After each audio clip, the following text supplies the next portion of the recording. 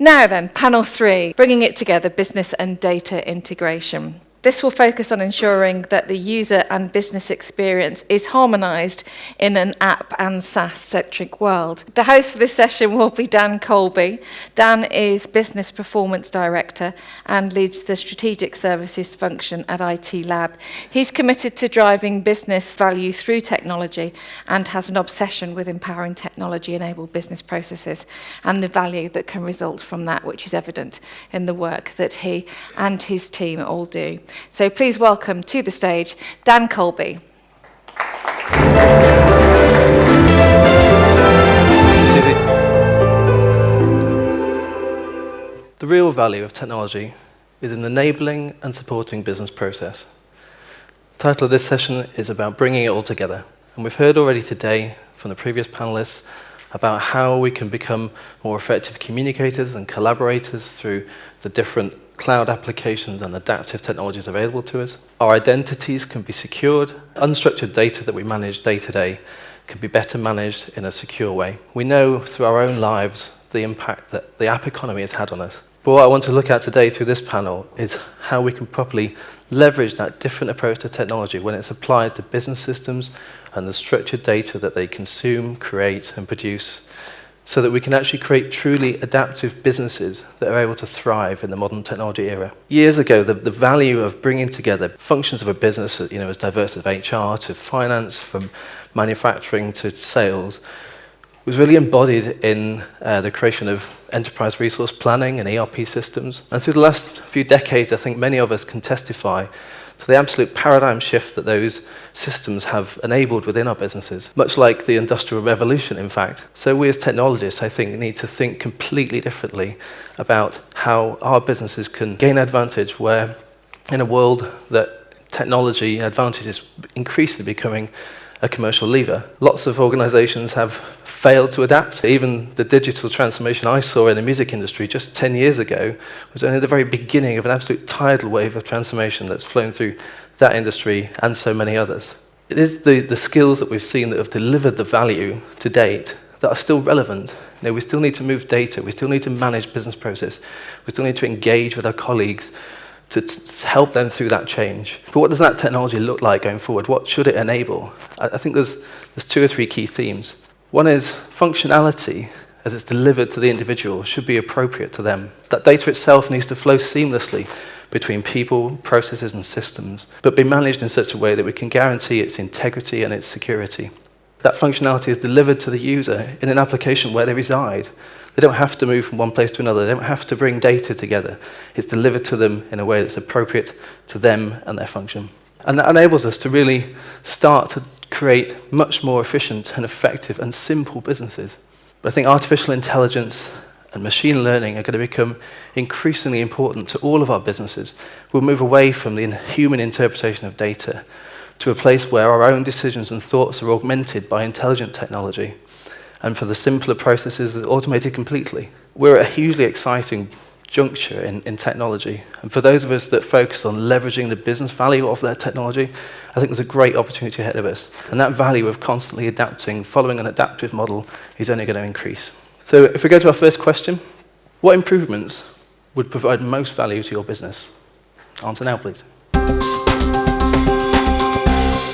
Split opinion there. I'm very glad that you don't want to reduce IT cost. What's most holding you back from that transformation? And again, we've got a good focus on dependency on cultural systems. We've also got that cultural element of change coming into that, and I think that's something that, together with the other points, we should unpack in the panel. So I'd like to invite panel number 3 to the stage now, please. Gareth Arnold from Microsoft. Been at Microsoft for just over 20 years. My current role is looking after our Dynamics products and product marketing manager for our small and medium business enterprises. Hi, I'm Matt Clathier. I'm the CEO and CTO of Cloudhouse Technologies.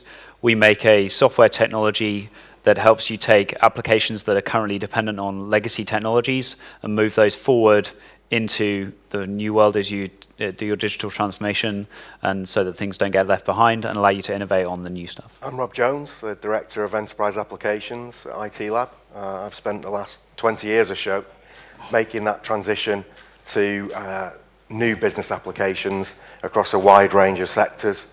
Asif Naidu, I'm the Technology and Integration Director at Mattielli Woods PLC. We're a national wealth management and employee benefits company. We've worked quite closely with IT Lab looking at our technology strategy and how we sort of get that in place to allow for continued growth. My name is Erin McCall. I'm a technology strategy consultant in the IT Lab business performance team, which is the team that's responsible for helping define those strategies that will help drive the technology change in businesses. The themes that were coming through there was that we have maybe a cultural or a change element around business systems that's perhaps a bit more prevalent than it is in other types of technology. One of the most common things that we see when we speak with clients is that disjoint between IT and the business. And it's often driven by the misconception that IT is a group of people that sit in the corner and fix your PC when it's broken, which I'm sure everyone in this room can appreciate is not the case. But it means that the users don't appreciate the value that their IT teams can deliver and don't engage with them appropriately.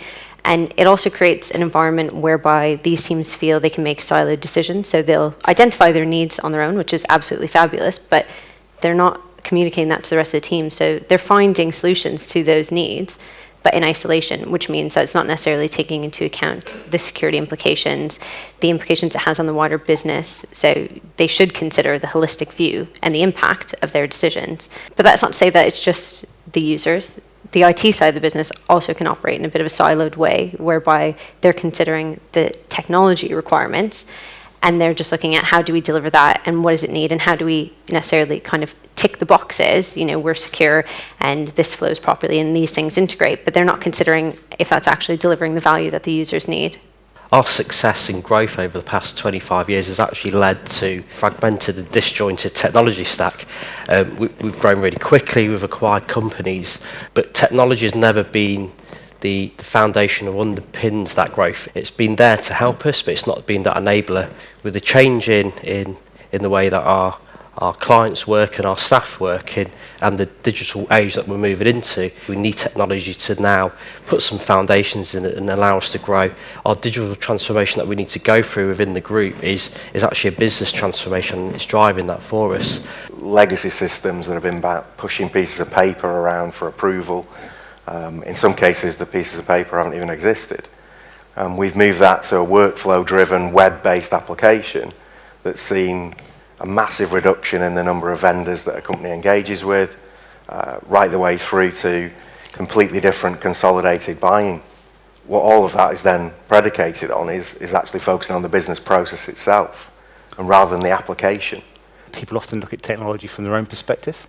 So what do I need to get out of a particular solution or service? And I think we've done a great job in the past of being able to provide individual silos of information and applications and products that deliver that. So for example, in businesses today, you look at an accounting solution, great, the accountant can look at that and get everything that they need. But a business isn't run on just an accountant. There are sales, there's marketing, there's stock, and often I think we've been, guilty of creating those applications that deal with those individual requirements rather than putting everything together in a system that can combine everything. Because people need access to a whole range of information. We can transform the process with the application, but other times there can be value in retaining that legacy application, but actually making it work far better in its environment and allow transformation and change through that. Large companies have lots of applications that perform the functions that they need that are built up over the years. Legacy is a huge problem in an organization, but there are two different perspectives we see from that. There are some applications where they're truly legacy in their nature. They don't match the needs of the business. There's also lots of applications that businesses have that do meet the needs of the business. They might perform specific functions that are still absolutely aligned with the requirements of the business, but they're still viewed as legacy because they have some dependency on other parts of the technology stack that make them reliant on some legacy technology. They stop you from innovating and moving forward on the front end. And those apps that do need to change, you can't always innovate in the right way because your other applications that perform the right business function hold you back. Our job as a technology is to bridge that gap, to help you take the applications that meet the needs of your business, move them forward as you innovate on the front end of all the stuff that needs to change in your business and around the rest of how you deliver service to your users. We've got applications that are similar across our group, but they're used in completely different ways. So trying to pull that data together and consolidate that at a group level and report out to our shareholders is really difficult. We decided to take a step back from it and review what the issues were that we had. moving that legacy system into the cloud as such was one route that we wanted to take, but we also thought, is there a better way of doing this by bringing in a new system that is SaaS, and then we can integrate into that and bring all those companies along at the same time. And that's really started to enable us to move forward with some of the changes that we've had to make. If you consider at the beginning of this process, before you define the technology solutions you need to enable you to adopt the ATM model, is consider, have you articulated your business needs, your user needs, and the direction you want to go with technology? Has that been well enough articulated for the people in the business?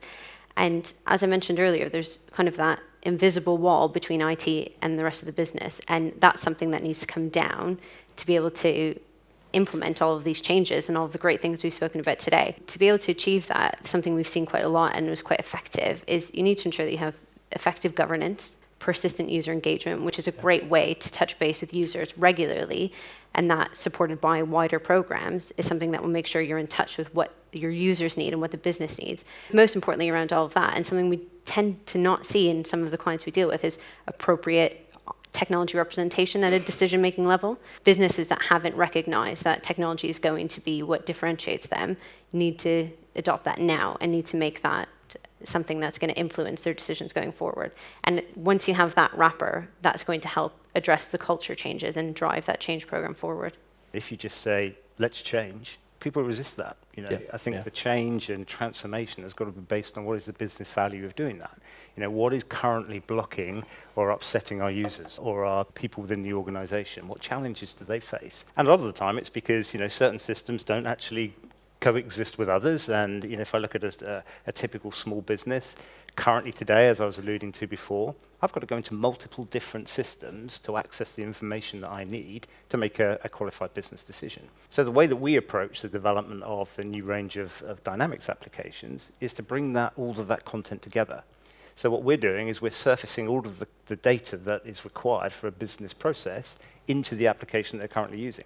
And I think it's also, we need to look at the role of employees within organizations. Depending on the size of the organization, you may well have multiple functions within a single employee.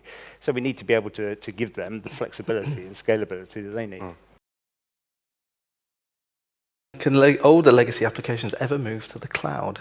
Like I say, there's multiple ways you can attack that. Sometimes they need some real genuine transformation. Sometimes it's just a technical challenge which we can help you overcome with our technology, and together we can help you get your systems where you need, right?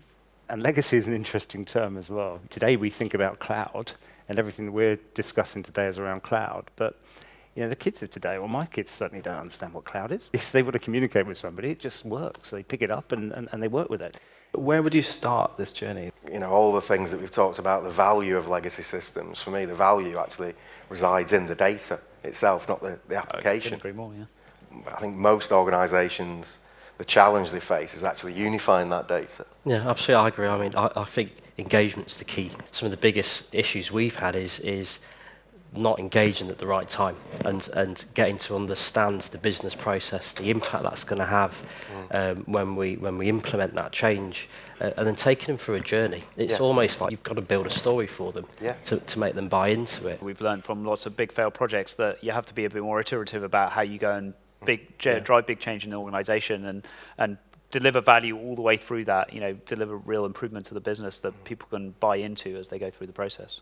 It's the business value of the technology that matters, and the data and the process that we all engage with. And fundamentally, that's why we're all here today. Thank you very much to all the panelists for joining us on this third session.